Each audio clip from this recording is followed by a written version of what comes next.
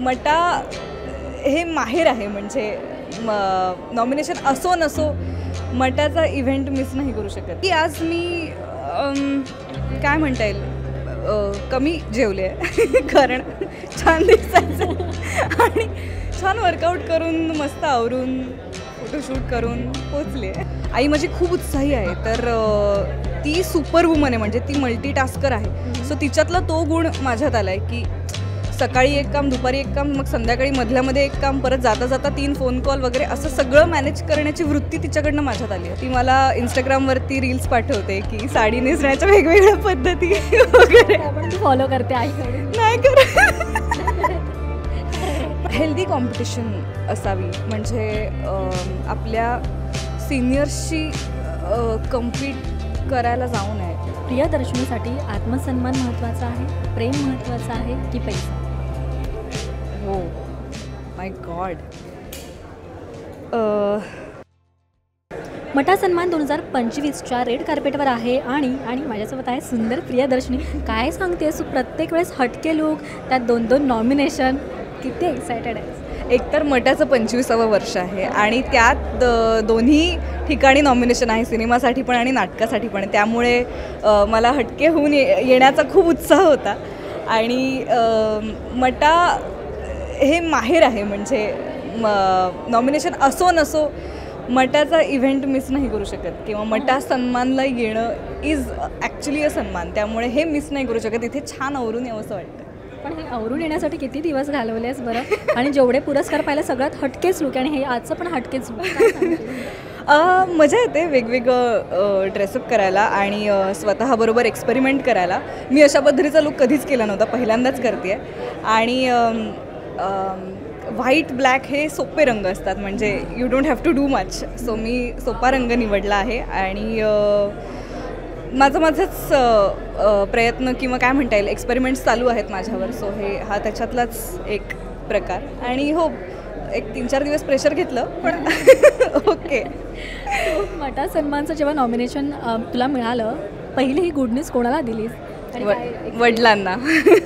माझ्या सगळ्या आनंदी बातम्यांच्या गुड न्यूज पहिल्या वडिलांना असतात, त्यांना फोन असतो. आणि त्याच्या आधी काही नॉमिनेशन नुकतेच जाहीर झालेले. सो मटामध्ये पण जेव्हा परत एकदा नाव पाहिलं दोन्ही कॅटेगरीजमध्ये, तेव्हा खूप आनंद झाला. आणि आनंद याचाच आहे की आपल्या कामाची दखल घेतली जाते आहे. आणि नॉमिनेशन्स म्हणजे वर्षातल्या सगळ्या कामांमधली काही मोजकी कामं ज्यांच्यामध्ये स्पर्धा आहे, तर मुळात त्या मोजक्या कामांमध्ये माझ्या कामाचं नाव घेतलं जातं आहे. आणि मी केलेल्या प्रोजेक्ट्सना त्यानिमित्ताने पुन्हा एकदा अटेन्शन मिळतं आहे, उजाळा मिळतो आहे, तर त्याचा आनंद आहे. त्यामुळे आय एम ग्लॅड. सो आजचा दिवस अर्थात तुझ्यासाठी खास आहेच, हे तुझ्या बोलण्यावरून कळतं आहे. पण निघताना किंवा उठल्या नेमकं काय केलंस? आता सन्मानाला जायचं आहे, मटा सन्मानला, प्रार्थना म्हणा किंवा आईवडिलांचं आशीर्वाद, असं नेमकं काय? आईवडिलांचा आशीर्वाद ते न मागताच देत असतात की जा ट्रॉफी घेऊन ये वगैरे. काल रात्रीपासूनच वडील खुश आहेत आणि आईसुद्धा. बाकी आज मी काय म्हणता येईल कमी जेवले आहे कारण छान दिसायचं आणि छान वर्कआउट करून मस्त आवरून फोटोशूट करून पोचले. आता शेवटचा कॉल कोणाला झाला आहे? आत्ता शेवटचा call message call Ajay Kamble, कारण की त्याच्यासोबत मी आले. अजय आमचा मित्र, ज्याच्या सिनेमाचं प्रमोशन आज मटाला आहे, सुशीला सुजित या सिनेमाचा लेखक, तर त्यालाच शेवटचा कॉल झाला आहे. ओके. आणि मेसेज किंवा नॉमिनेशनबद्दल शेवटचं बोलणं कोणासोबत झालं आणि काय झालं? नॉमिनेशनबद्दल शेवटचं बोलणं आय थिंक आरती मोरे बरोबर झालं आहे. ती माझी रूममेट आहे, तर ती मला सांगत होती की छायाताई पण आज असणार आहेत वगैरे, त्यांच्याशी बोलणं झालं. तर मी म्हणलं की हो, त्या असतातच प्रत्येक इव्हेंटला. आणि त्यावरती म्हणाली हो आणि तू पण. That was a very very sweet moment with her. So मगाशी तू वडिलांचा विषय काढला, सो त्याच मुद्द्यावर मला विचारायचं आहे की आई आणि वडील यांच्या अशा कोणत्या खास गोष्टी आहेत, किंवा एक असतं ना आपण आई वडिलांचं एखादी खास गोष्ट घेऊन पुढे जातो सक्सेससाठी किंवा काय, तर तुझ्यासाठी अशा महत्त्वाच्या गोष्टी कोणत्या किंवा त्यांनी सांगितलेलं असं काही मूलमंत्र? ते ना खरे ऑडियन्स आहेत माझे, म्हणजे बाबा माझे खूप परखड ऑडियन्स आहेत. त्यामुळे जर एखादं काम 19-20 झालं असेल तर ती उगाच असं नाही म्हणत की छान छान छान केलं छान केलंस. ते खरंच सांगतात की आजचं नाही आवडलं एवढं, किंवा हे ठीक झालं आहे, किंवा काही काही कामं जी मलाच आवडलेली नसतात ते म्हणतात की चांगलं आहे की ह्याच्यात काय वाईट आहे. तर तेव्हा पण एक बूस्ट मिळतो. किंवा आई माझी खूप उत्साही आहे, तर ती सुपर वुमन आहे, म्हणजे ती मल्टीटास्कर आहे. सो तिच्यातला तो गुण माझ्यात आला आहे की सकाळी एक काम, दुपारी एक काम, मग संध्याकाळी मधल्यामध्ये एक काम, परत जाता जाता 3 फोन कॉल वगैरे असं सगळं मॅनेज करण्याची वृत्ती तिच्याकडनं माझ्यात आली आहे. सो ती त्याबाबत सतत इन्स्पायर करत असते की तू हे पण कर, तू हे पण केलं पाहिजे, तू हे पण केलं पाहिजे. ती मला इंस्टाग्रामवरती रील्स पाठवते की साडी नेसण्याच्या वेगवेगळ्या पद्धती वगैरे. पण तू फॉलो करते आईकडे? नाही करत, पण ती त्या उत्साहाने पाठवत असते आणि she is excited to see me in all these events आणि तिला छान वाटतं. कमाल. पण तुझा आयुष्याचा काय मूलमंत्र आहे किंवा सक्सेसचा मूलमंत्र काय आहे? हेल्दी कॉम्पिटिशन असावी, म्हणजे आपल्या सिनियर्सशी कम्पीट करायला जाऊ नये. म्हणजे हे माझ्याकडनं होत नाही, पण एक नवीन पिढी यायला लागली की उगाच ना लोक म्हणतात की ही हिला रिप्लेस करणार किंवा ही हिच्या पावलांवर चालली आहे वगैरे. तर हे आपल्या मनातनं पण जितक्या लवकर काढू, कुठल्याच पद्धतीची कॉम्पिटिशन, मग आपल्या सहकलाकारांबरोबर असेल, आपल्या वरच्यांबरोबर असेल किंवा आपल्या ज्युनियर्सबरोबरची असेल, तर तिकडे हे जास्त डोक्यात ठेवलं पाहिजे की वाव ह्यांचं काम किती चांगलं आहे, किंवा वाव हिने ही जागा किती भारी घेतली, किंवा हे पात्र तिने किती मस्त साकारलं. तर अशा पद्धतीने जेव्हा आपण बघायला लागू तर आपोआप आपल्याला सक्सेस फेलियर ह्या आपल्या कॉन्सेप्टच बाजूला पडतात. आपण काम करत राहतो आणि चांगलं काम करत राहतो, ग्रो होत राहतो basically. So that is what I believe. खूपच सुंदर उत्तर दिलं, मला प्रचंड आवडलं आहे. आणि अजून एक प्रेरणादायी व्यक्ती किंवा एक असतं ना, आपण एखादा कोट वाचतो किंवा एखादं पुस्तक वाचताना एक महत्त्वाची गोष्ट आपल्याला त्यात शिकून जाते. तर मग आयुष्यात असं कोणतं पुढे तू ती गोष्ट ठेवली आहे ज्यातून तुला सक्सेसला मदत होते आहे किंवा तुझ्या एकंदरीत करिअरसाठी हेल्पफुल आहे?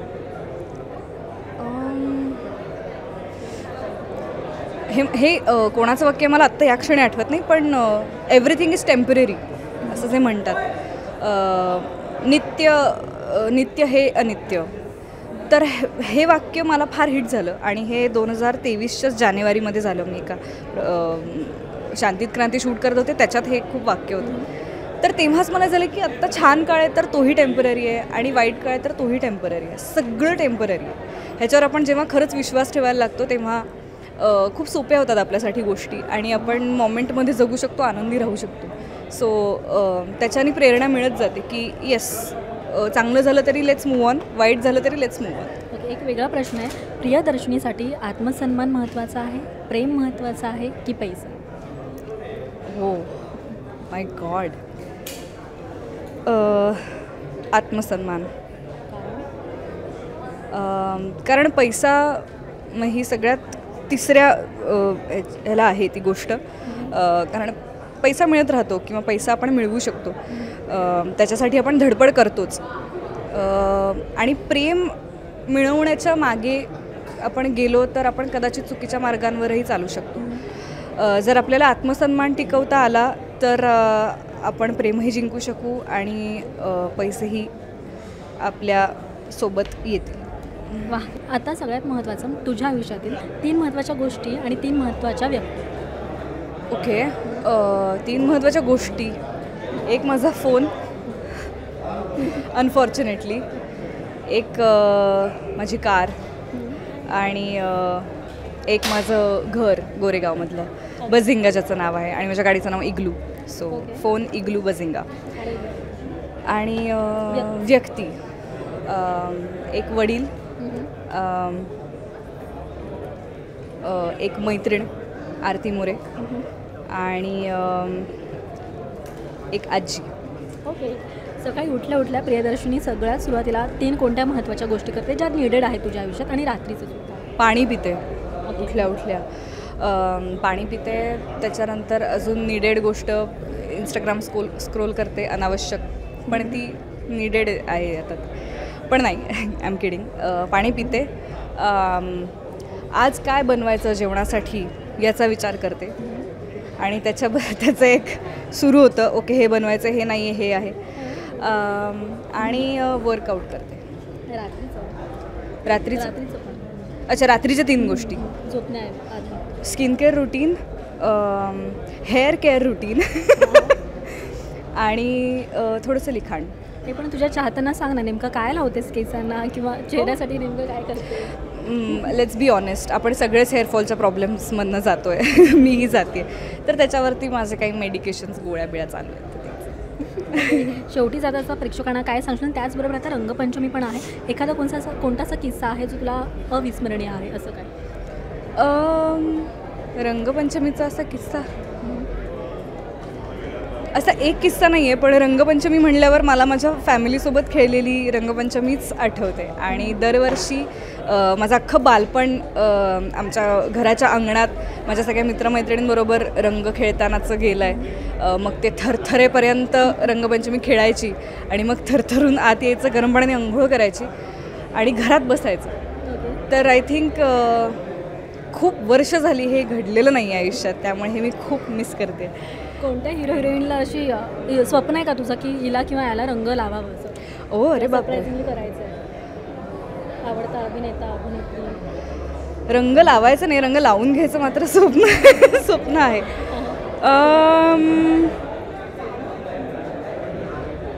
जे येईल ते बोलून टाक, एवढा नको विचार करू. मला तसं काही सुचत नाही की हां, पण म्हणजे बेसिक हे की लावायचं नाही, लावून घ्यायची फॅन्टसी आहे. फॅन्टसी असं नाही, पण I would say Vicky Kaushal.